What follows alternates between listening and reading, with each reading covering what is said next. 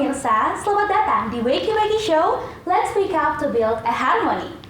Perkenalkan, saya Lauren Kaptolina Barus yang akan menemani kamu semua selama beberapa menit ke depan dengan perbincangan yang tentunya akan sangat menarik. Nah, pada episode pertama ini kita akan membahas mengenai pola parenting. Gimana sih pola parenting itu bisa mempengaruhi mental seorang anak. Nah, dan kali ini tentunya saya tidak sendiri, kita mengundang narasumber yang begitu luar biasa. Narasumber kita kali ini adalah seorang dosen dari Fakultas Ilmu Sosial dan Ilmu Politik Universitas Brawijaya yang selama beberapa menit ke depan akan berbincang dan sharing informasi tentunya bersama kita di sini. Untuk itu, kami panggilkan Ibu Azizun Kurnia Ilahi, SIKOM MA. Selamat siang, Ibu. Selamat siang. Apa kabarnya Ibu Azizun? Baik. Baik ya? Ya. Oke. Ada beberapa hal sebenarnya yang saya tanyakan. Yang pertama terkait Ibu sekarang kira-kira umurnya berapa ya?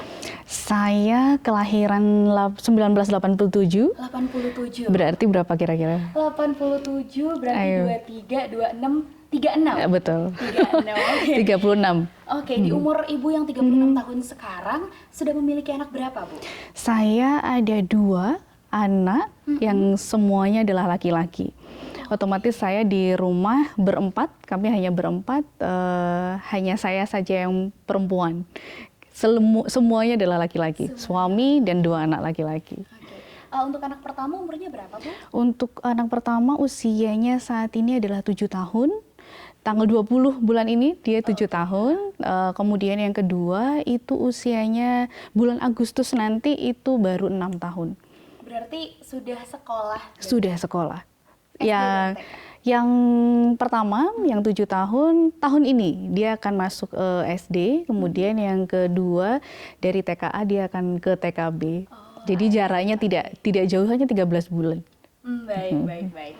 Oke, mungkin kita sambil bincang-bincang sebenarnya untuk di episode kali ini ya Bu ya. Mungkin teman-teman di rumah juga sudah penasaran nih gimana sih sebenarnya pola parenting Ibu Azizun terhadap anak-anaknya. Terutama Ibu Azizun ini sebagai ibu yang sedang berkarir juga ya Bu ya, sebagai dosen. Oke, mungkin langsung saja nih ya Bu ya.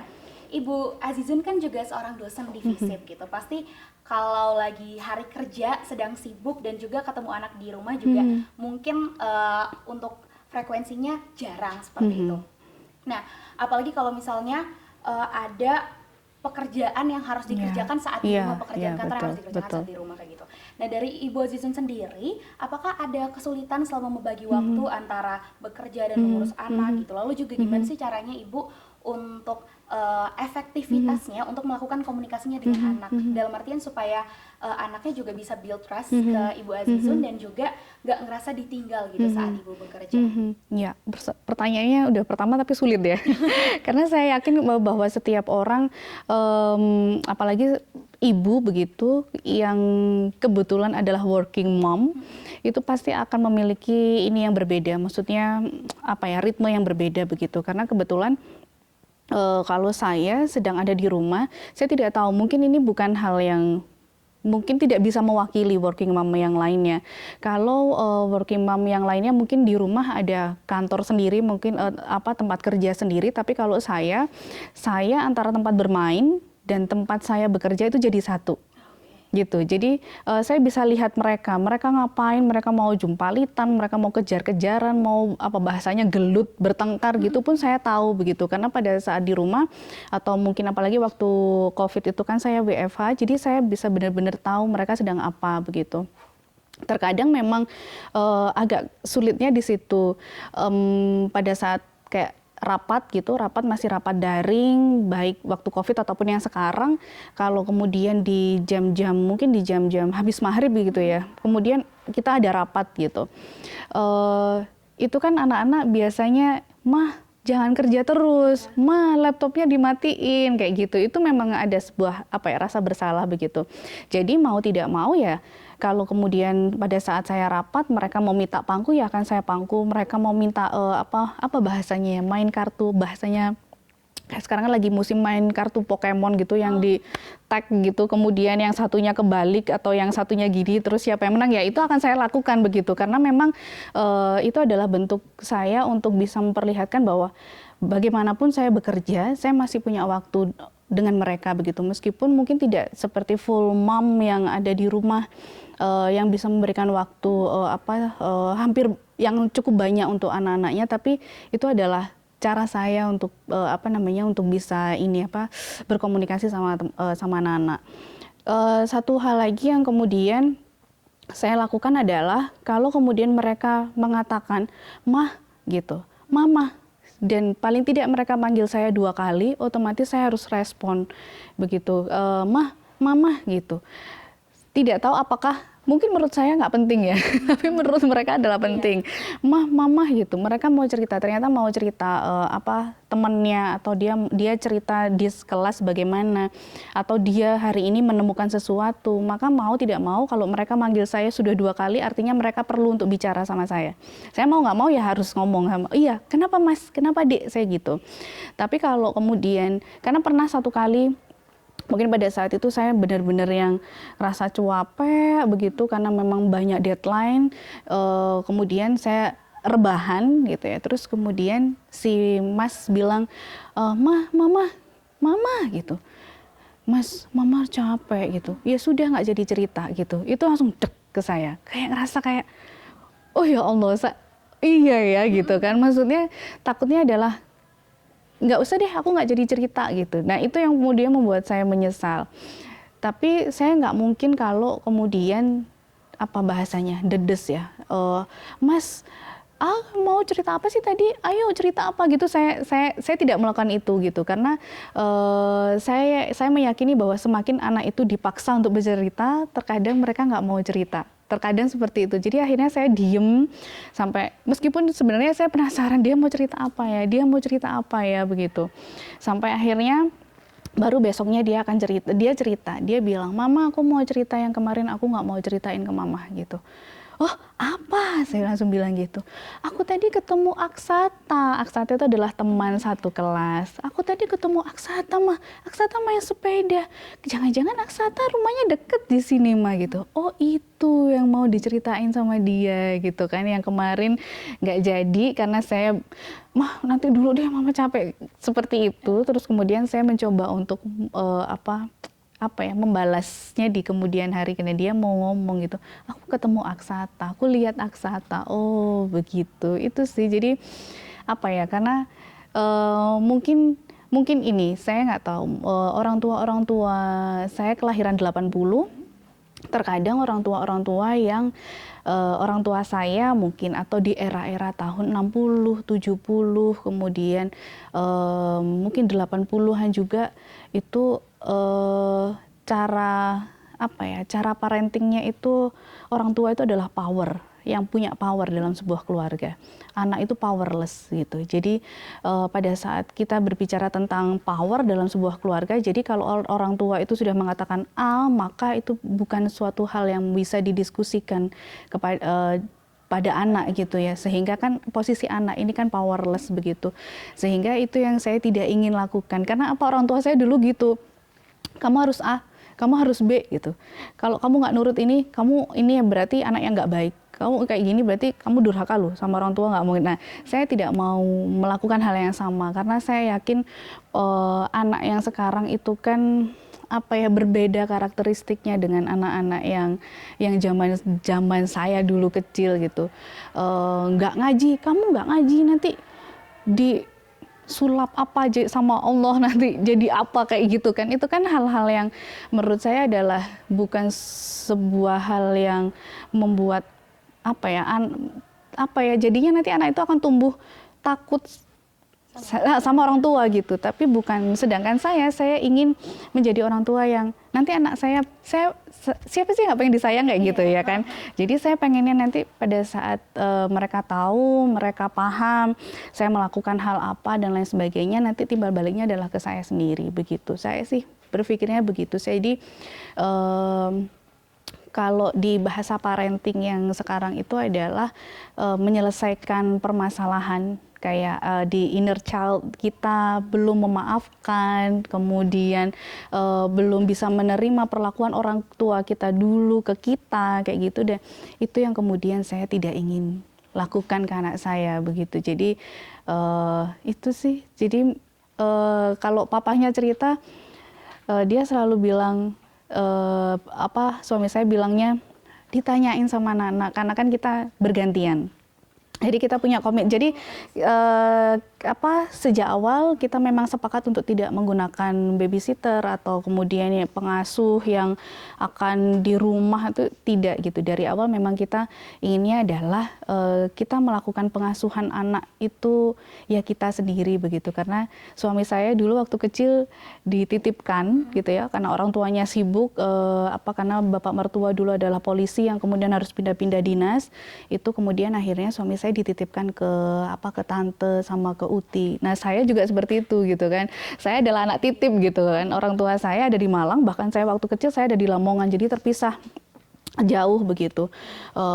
Itu yang kemudian kami tidak ingin lakukan. Jadi kami berkomitmen untuk kalau bisa kita pegang anak-anak gitu, berdua bareng gitu. Itu sih. Cuma yang kedua ini memang karena mau tidak mau kita akhirnya menitipkan kalau saya bekerja, suami saya bekerja, mau tidak mau kan karena dia posisinya masih bayi, kami menitipkan yang untungnya adalah tetangga.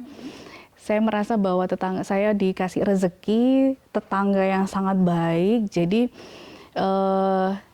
karena waktu itu kami bingung, mau nggak mau kayaknya kita butuh pengasuh gitu. Terus kemudian ada salah seorang datang ke keluarga kami, terus kemudian mau mengasuh gitu. Terus tetangga saya bilang gini, Bu Azizun mohon maaf saya bukan mau mencampuri urusan Bu Azizun, tapi si orang ini punya track record yang nggak baik untuk mengasuh anak begitu. Dia dulu pernah mengasuh anak depan rumah ini loh Bu Azizun gitu, tapi yang sudah pindah sampai di CTM kayak gitu katanya.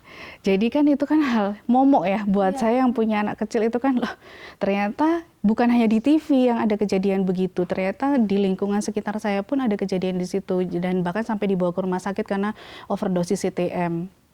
Itu terus akhirnya tetangga saya bilang jangan ke orang itu, sudah sama saya aja gitu. Jadi saya merasa kayak sungguh Bu gitu kan, iya sama saya aja gitu. Akhirnya setiap saya berangkat kerja saya titipkan, saya pulang kerja saya ambil gitu. Jadi jam berapapun, kalau kemudian saya habis mengajar selesai pekerjaan di kantor di kampus begitu, mungkin jam berapa, jam 12 jam 1 siang begitu, maka saya akan ambil, saya asuh, saya mengerjakan lagi di rumah sambil sama anak-anak gitu. Jadi untuk dalam segi pembagian tugas gitu ya Bu dalam mengasuh anak, apakah ada waktu-waktu tersendiri, misalnya ketika Bu Azizun sedang bekerja, mungkin ayahnya yang mengasuh atau seperti apa? Iya betul. Jadi karena kebetulan juga suami saya adalah wira swasta, dia ada CV ya, dia ada CV, jadi dia bisa handle di rumah gitu. Terkadang dia juga minta pegawainya untuk datang ke rumah untuk sekedar ngecek apa yang kemudian perlu dilakukan. Dan saya pun juga begitu, kalau kemudian saya ada waktu bisa WFH, apalagi saya merasa bahwa FISIP, komunikasi FISIP, bahkan UB saya pikir sangat ramah anak sekali begitu. Kami pun semua dosen, semua staf tenaga kependidikan membawa putra-putri mereka untuk bisa bekerja ikut bekerja sama kami, itu merupakan itu adalah yang tidak yang sangat bahasanya sangat berharga untuk kami begitu. Jadi saya merasa kayak sangat terbantu dengan kondisi UB yang seperti itu gitu. Jadi meskipun kemudian ternyata nih suami saya bekerja, saya juga bekerja, jadi saya akan bawa anak-anak ke kampus, dan selama saya bisa melaksanakan kegiatan atau tanggung jawab saya terpenuhi, alhamdulillahnya nggak apa-apa gitu. Bahkan saya pernah ke kelas, mungkin teman-teman ada yang pernah lihat saya ke kelas bawa anak kayak gitu ya. Saya pikir itu adalah hal yang luar biasa, supportnya universitas untuk betul dengan hal yang ramah anak, kemudian memperbolehkan, karena kan saya yakin bahwa di UB ini yang working mom nggak hanya 1-2, Saya yakin bahwa banyak working mom yang lain yang kemudian membawa anaknya gitu dan diberikan izin yang luar biasa sama UB. Saya merasa bahwa itu yang berharga gitu. Jadi begitu kalau kemudian suami saya di rumah, ya saya akan titipkan anak-anak dengan suami saya. Kalau kemudian ternyata saya bisa full WFH, ya anak-anak sama saya dengan segala tingkah laku mereka, dengan rumah yang porak-poranda, ya udahlah nanti kalau mereka tidur kan kita bisa beresin, ya gitu sih. Gitu. Tadi kan dari Bu Azizun sendiri sudah memberitahu gimana pola parenting sebagai misalnya membagi waktunya kepada anak dan juga pekerjaan kayak gitu. Namun kan sekarang kita dihadapkan dengan era digital ya, teknologi yang semakin berkembang seperti itu. Tentunya ini menjadi sebuah tantangan gitu untuk mengembangkan karakter anak. Misal mungkin saat ini kita mudah banget melihat seorang ibu atau seorang tua, misal anaknya sedang nangis diberi handphone seperti itu. Lalu bagaimana cara Ibu Azizun khususnya membentuk karakter anak di tengah tantangan dan gempuran saat ini, Bu?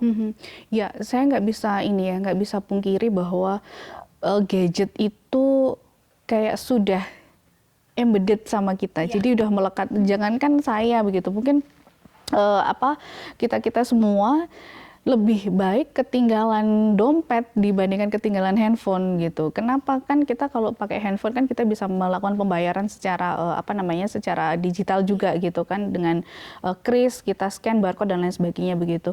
Nah begitu juga dengan anak saya. Putra saya yang pertama itu pertama kali sekolah waktu kami isoman. Gitu.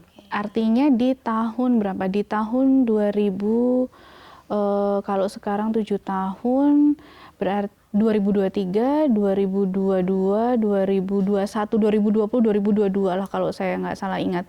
Itu putra saya pertama kali sekolah TKA itu waktu kita isoman. Gitu, waktu zaman-zaman COVID. Pertama kali itu juga, kemudian akhirnya kami mengenalkan yang namanya gadget sama mereka. Gitu. Kenapa begitu? Karena kami tidak tahu apa yang harus kami lakukan di masa-masa pandemi itu agar mereka nggak bosen gitu, agar mereka kemudian tidak meminta untuk keluar pagar atau yang lainnya begitu. Jadi karena pada saat sekolah pada saat itu adalah daring, mereka sudah tahu akhirnya gadget itu apa gitu. Jadi mau tidak mau kami tidak mungkin kemudian akan mengatakan nggak boleh gitu. Ya kan, kita nggak boleh, jangan gitu kan, kayak anak kecil kalau kemudian dikatakan dilarang jangan, itu kan makin gitu kan ya, kayak disuruh jadinya. Sehingga akhirnya saya dengan suami bersepakat boleh untuk menggunakan gadget, tapi hari Sabtu dan Minggu saja. Sabtu mulai dari pagi, Minggu itu cuma sampai siang gitu, boleh gitu ya. Tapi begitu, apalagi sekarang kan mereka mudah banget game ya, maksudnya install game. Saya nggak tahu anak sekarang install game kemudian mereka bisa memainkan game itu cepet banget gitu. Kadang anak saya tuh mikir, mah terus ini bacanya gimana, artinya apa gitu kan, kok bisa sih mainan kayak gini gitu kan. Saya aja kayak ngerasa kayak ini mainan apa sih kayak gitu kan, saya nggak paham, tapi mereka paham. Untuk setiap game itu giliran papahnya, ini tugas papahnya untuk bisa kontrol ini game apa. Jadi papahnya yang cari informasi melalui Google, game ini tentang apa, boleh atau tidak gitu ya. Contoh gitu, kenapa kemudian putra saya tidak diperbolehkan untuk install Roblox. Mungkin teman-teman tahu ya Roblox. Kenapa kok nggak boleh gitu? Ternyata ada konten-konten dewasa disisipkan di situ gitu ya. Itu yang kemudian, sedangkan putra saya sudah sempat memainkan gitu, masih level-level awal gitu. Kemudian suami saya, loh kok ada konten gini mah, kok ada informasi gini gitu kan. Akhirnya suami saya yang tugasnya ngomong nih ke mereka bahwa nggak boleh ya Roblox gitu. Nggak boleh Roblox, kenapa? Mereka bertanya, kenapa kok nggak boleh gitu kan. Kalau saya secara pribadi lihat Roblox ya lucu-lucu aja gitu ya, tampilannya dan lain sebagainya. Tapi kemudian suami saya mengatakan ada yang tidak boleh dilihat oleh emas sama adik karena masih kecil gitu. Memang apa yang nggak boleh dilihat? Semakin tanya. Ya, Laki-laki itu kan cuma terbatas 7.000 kata ya setiap harinya. Beda dengan perempuan yang ada 24.000 kata satu hari, sehingga meskipun kalian sudah ketemu sama temen di kampus, kalau kemudian di kos ketemu teman lagi, kalian masih punya cadangan untuk ngomong. Tapi kalau cowok 7.000 kata, kalau di kampus sudah ketemu sama teman, di kos belum tentu dia akan ngobrol sama temen gitu ya. Suami saya ini ngomong gimana ya Maya gitu kan, mulai bingung dia ngomongnya apa ya gitu. Akhirnya di situ saya mengatakan bahwa iya, coba mama tanya, boleh nggak kalau Mas sama adik keluar cuma pakai celana dalam, keluar teras. Saya mengatakan gitu. Atau kemudian lari-lari di jalan, boleh nggak? Ya nggak boleh lama kan malu gitu. Mereka jawab gitu. Oke. Di Roblox itu ada yang kayak gitu ternyata, ya ampun mama kok malu ya liatnya, saya ngomong seperti itu. Akhirnya mereka bisa tahu, oh itu maksudnya. Jadi boleh akhirnya Roblox itu di uninstall gitu. Itu salah satu contoh. Jadi kalau sudah hari Minggu siang gitu, kita akan sudah dari pagi, meskipun mungkin dia risih ya, mama jangan ngomong terus gitu. Mas jangan lupa jam ini, jam segini HP-nya selesai. Mas jangan lupa jam segini. Mama jangan ngomong terus, iya gitu. Mereka akan ngomong, tapi ya itu cara kami begitu. Tapi saya tidak tahu kalau mungkin ada orang tua lagi yang di sana yang mempunyai cara beda begitu. Itu sih. Tapi biasanya ya Bu ya, kalau misalnya anak-anak itu penyakitnya adalah suka addicted Ya, betul. terhadap HP gitu. Betul. Apakah itu terjadi kepada anak-anak Bu Aziz dan gimana penanganannya? Saya nggak tahu apakah itu kemudian addicted atau belum kalau di kedua putra saya. Hanya saja terkadang mereka itu saya begini. Coba dia dicek baterainya sudah berapa persen di handphone mereka masing-masing. Sudah 30% mah gitu. 30% mah gitu. Itu masnya, kalau adiknya masih belum tahu 30%, kadang kebalik gitu kan, masih 0,3 mah gitu, bukan nak 30 berarti nak gitu kan. Berarti apa waktunya apa? Oh iya, waktunya di apa? Di charge. Oke, di charge. Mereka akan nge-charge. Selama di charge itu harus di charge sampai 100. Nah, otomatis kan mereka nggak akan ada kegiatan untuk main handphone. Kadang apa yang dilakukan? Lihat TV. Bosen lihat TV, mereka akan bertengkar gitu.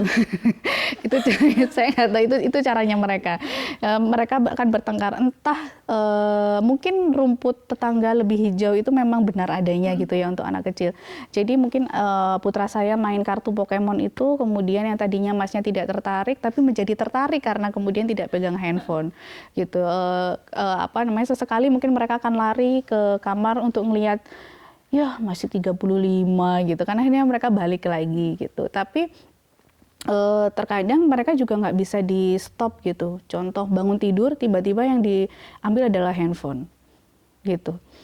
Kalau hari Sabtu Minggu, karena mereka sudah Sabtu Minggu mereka bangun tidur, mereka larinya, "Pah, handphoneku mana?" gitu.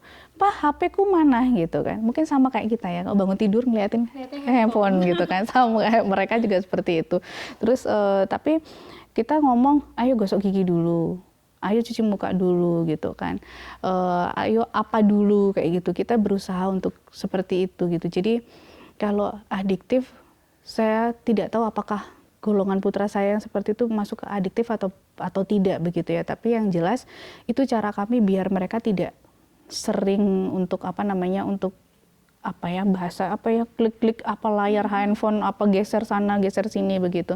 Karena ada satu juga yang saya tidak menyukai,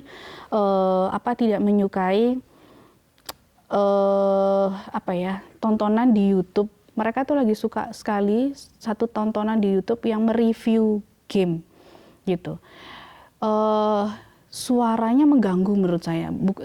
Cara berbicaranya tuh mengganggu karena kan mereka pakai headphone ya.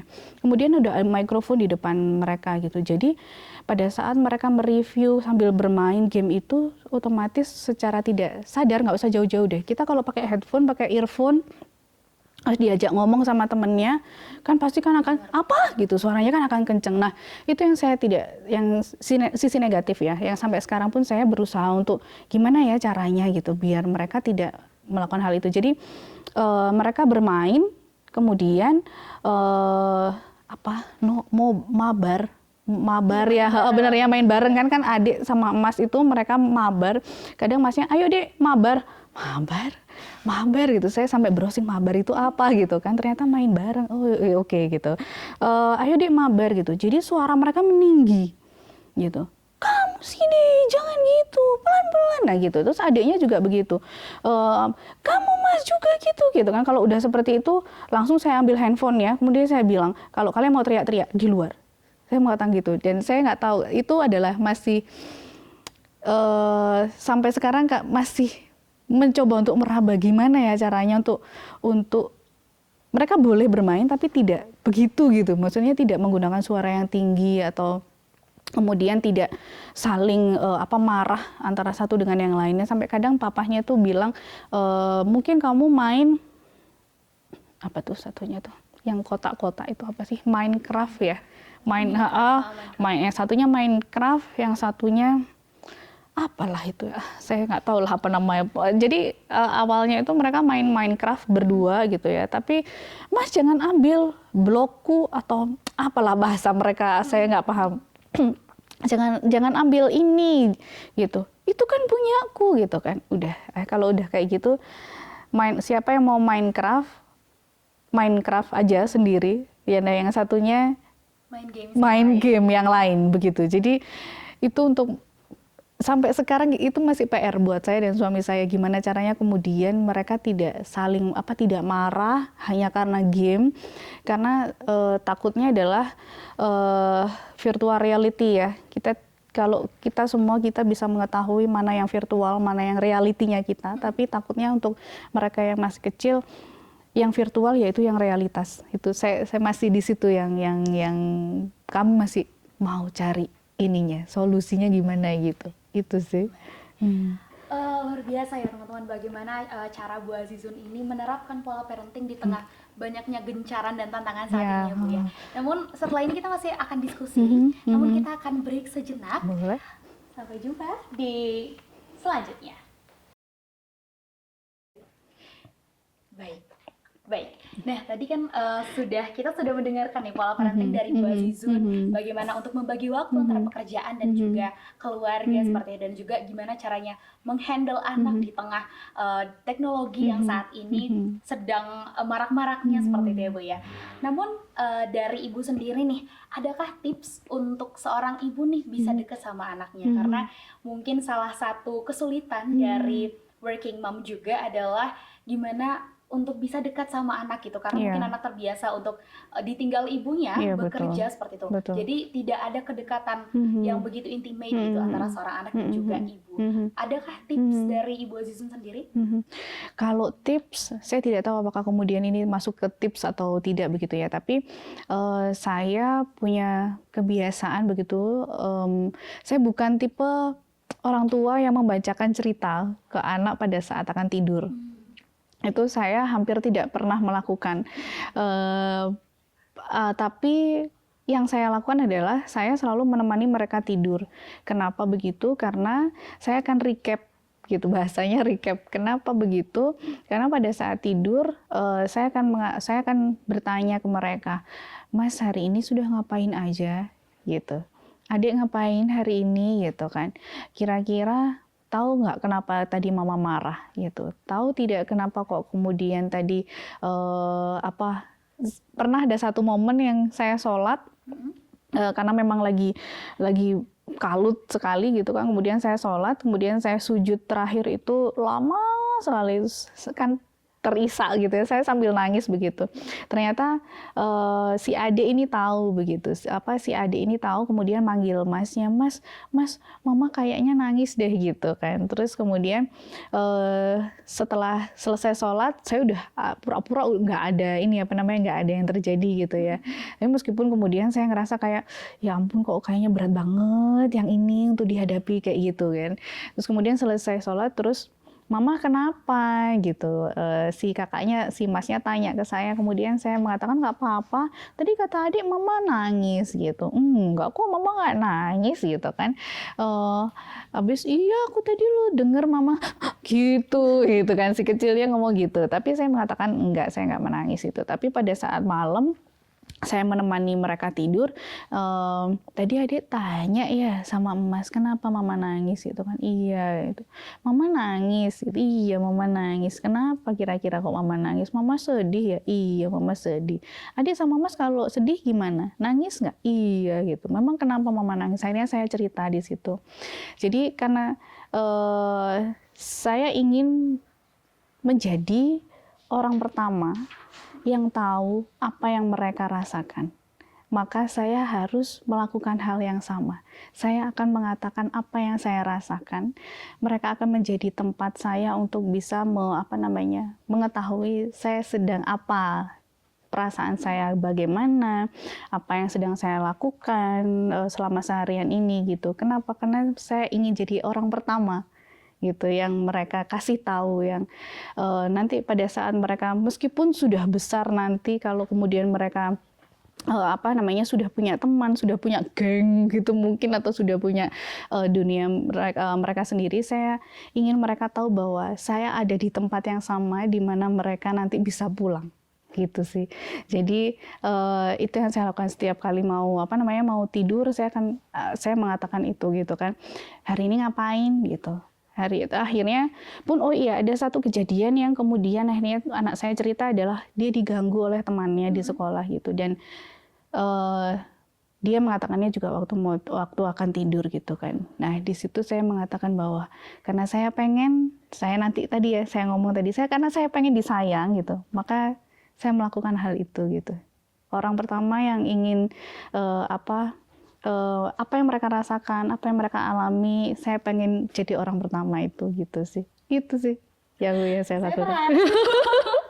Luar biasa ya. Jadi kalau dari Bu Azizun sendiri, Bu Azizun pengen menjadi orang pertama yang mendengarkan cerita dari anaknya, sehingga Bu Azizun juga memilih untuk terbuka kepada anaknya. Betul. Mungkin karena mungkin gini ya, ada yang mengatakan ibu terkuat itu adalah yang mampu untuk bisa menahan perasaannya di depan anak-anaknya begitu. Mungkin saya kurang sepakat di situ gitu. Kenapa begitu? Karena menurut saya bahwa kalau kemudian saya menunjukkan emosi saya, maksudnya bukan emosi marah-marah aja gitu ya, meskipun kemudian saya marah-marah pasti gitu. Kalau bahkan ada satu pertanyaan di satu soal gitu, siapakah yang membuat peraturan di rumah gitu? Kalau kunci jawabannya itu kan papa, ayah gitu ya. Jawaban anak saya adalah mama. Karena mama yang sering, jangan, oh tidak boleh, oh kenapa, saya seperti itu gitu. Tapi meskipun ada yang mengatakan bahwa seorang ibu yang kuat itulah adalah yang mampu untuk menahan perasaannya di depan anak-anaknya. Tapi bagi saya tidak ada salahnya kalau kemudian seorang ibu juga menunjukkan emosinya. Entah itu dia bangga, entah itu dia senang, entah itu dia sedih atau memang kecewa. Karena hal itu nanti anak-anak itu akan bisa melakukan pengelolaan gitu ya. Kalau kemudian suatu saat mereka ketemu sama orang dan ternyata orang itu kecewa, saya ingin mereka juga tahu bahwa oh dia udah kecewa sama aku, berarti apa yang harus aku lakukan biar dia nggak kecewa gitu. Atau apa ya bahasanya ya, menghormati, menghargai, memperlakukan orang lain dengan baik. Itu sih yang saya juga ingin lakukan, sehingga saya menunjukkan, mama sedih ya, iya mama sedih gitu.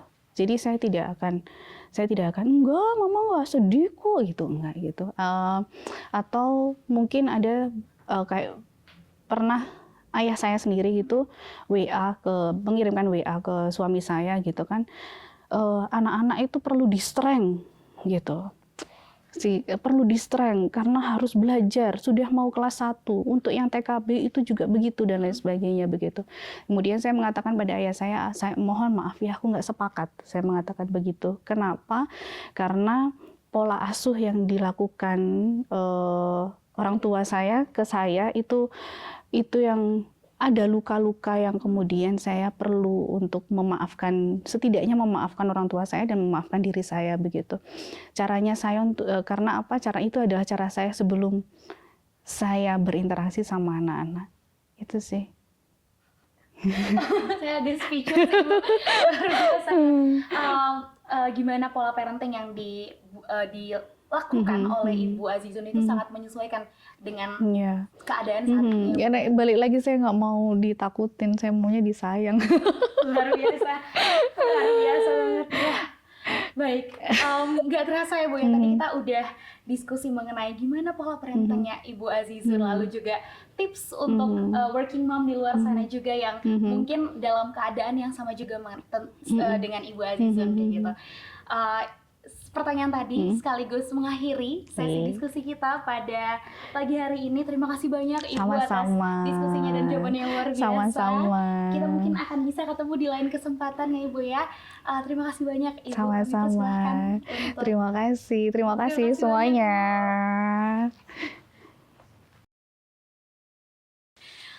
Kembali lagi di Wakey Wakey Show. Let's wake up to build a harmony. Tadi kita sudah berdiskusi yang luar biasa mengharukan ya bersama dengan Ibu Azizun. Kali ini saya akan tahu nih gimana sudut pandang dari anak, sebenarnya apa yang dibutuhkan oleh seorang anak dan apa sebenarnya yang dirasakan oleh seorang anak. Karena tadi kita sudah melihat dari sudut pandang orang tua, sekarang kita akan melihat dari sudut pandang anak nih. Baik, mungkin ada teman-teman yang ingin bercerita. Oke, kami persilakan untuk maju ke depan. Silakan duduk. Oke. Boleh tahu namanya siapa?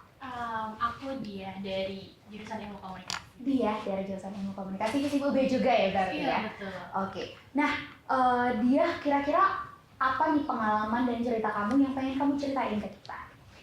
Sebenarnya kalau dari sisi aku sendiri, aku tuh terakhir di keluarga yang fine-fine aja sih. Cuman kadang emang aku ngerasa ada beberapa pola parenting yang orang tuaku aku rasa aku nggak nyaman di aku. Mungkin kayak salah penerapannya atau gimana. Cuman ya aku tahu kalau misal itu salah satu bentuk kasih sayang. Ya contohnya itu kamu tahu ini nggak, anak maksudnya yang terlalu dikekang gitu, kayak nggak boleh pulang malam. Ya itu strict parents. Jadi orang tua aku tuh bisa dibilang terlalu strict kamu kan. Jam 6 malam harus sudah sampai rumah. Nah, sementara kalau misal anak seusia aku nih lagi bisa dibilang bandel-bandelnya gitu, pengen nyoba hal-hal yang baru, dan aku tuh gak suka dikekang-kekang. Sebenarnya itu jadi koreksi sih buat kedepannya aku kalau misal jadi orang tua. Cuma aku tuh tahu kalau misal itu tuh bentuk kasih sayang dari bapak sama ibu, ya mungkin caranya aja yang menurut aku tuh kurang pas di aku. Sejauh ini sih aku pastinya sayang lah sama orang tuaku. Terus tadi juga udah denger talk show sama Bu Azizun yang bikin mewek kayak aku merasa bersalah, aku terlalu durhaka gitu. Sebenarnya sih ya fine-fine aja. Gitu. Yang dirasain dia mungkin juga kita rasain ya. Mungkin aku juga terkadang merasakan hal yang sama dan itu rasanya kayak terkadang tuh kok gak sesuai sama yang dibutuhkan anak muda sekarang gitu ya dia ya. Bener banget. Terus buat sejauh ini juga aku kan lagi kuliah di Malang, terus kayak jaraknya jauh nih, kadang ada rasa-rasa kangen, tapi nanti kalau ketemu juga kadang sering ada argumen. Jadi agak serba salah, kalau lagi jauh kangen, kalau lagi deket agak berantem. Emang habitnya kayak gitu ya teman-teman, saya juga kayak gitu kebetulan. Kalau lagi jauh aja, aduh pengen ketemu mama, kalau lagi deket berantem mulu sama mama. Iya, soalnya sama-sama keras ya wataknya, apalagi sama papa. Dan kayak jarang ngobrol kan sama papa. Mungkin sekali yang ngobrol sama papa tuh kayak berhubungan sama ekonomi, kayak papa minta uang. Papa udah berjalan ya. Iya bener banget, kayak udah gitu aja. Kalau misal ngobrol sama papa ya ngobrol secukupnya aja, nggak kayak sama mama. Kalau misal sama mama tuh kayak ya kayak bestie banget gitu ya. Paham. Karena sama-sama perempuan mungkin ya. Gitu. Oke, thank you banget dia atas sharingnya yang mungkin juga teman-teman yang saya rasakan. Mungkin dia kami persilakan untuk kembali ke tempatnya. Terima kasih banyak ya dia ya. Luar biasa ya teman-teman, kita sudah melihat dari sisi orang tua dan juga tadi di audiens bercerita kita melihat dari sisi anak-anaknya juga, dan saya yakin apa yang dirasakan oleh Dias juga saya dan teman-teman di rumah rasakan semuanya. Namun tidak terasa ya, kita sudah di penghujung acara Wakey Show kita pada pagi hari ini. Namun tadi kita sudah secara lengkap kita bahas sampai tuntas diskusi bersama dengan Bu Azizun. Dapat saya simpulkan bahwa seorang ibu yang sedang bekerja juga, mereka mengusahakan untuk dapat membagi waktu dengan anak dan juga dengan pekerjaannya semaksimal mungkin. Dan juga dengan tantangan yang ada saat ini bukan menjadi sebuah hal yang pada akhirnya sangat menghambat mereka, karena working mom juga berusaha untuk menyesuaikan diri terhadap perkembangan yang terjadi saat ini.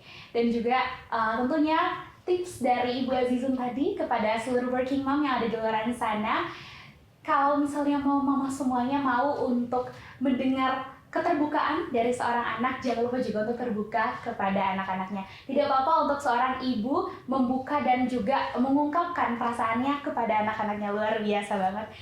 Itu dia tadi perbincangan kita bersama dengan Bu Azizun pada episode Wakey Show kali ini. Terima kasih banyak kami ucapkan sekali lagi terhadap Ibu Azizun yang sudah mau berdiskusi dengan kita tadi, dan juga saya, Lauren Tirtawina Baru, selaku host yang bertugas pada Wakey Show episode kali ini, memohon maaf jika ada salah kata dan salah perbuatan. Terima kasih teman-teman semuanya, sampai jumpa di Wakey Show episode selanjutnya. Wakey Show, let's wake up to beat a harmony. Terima kasih.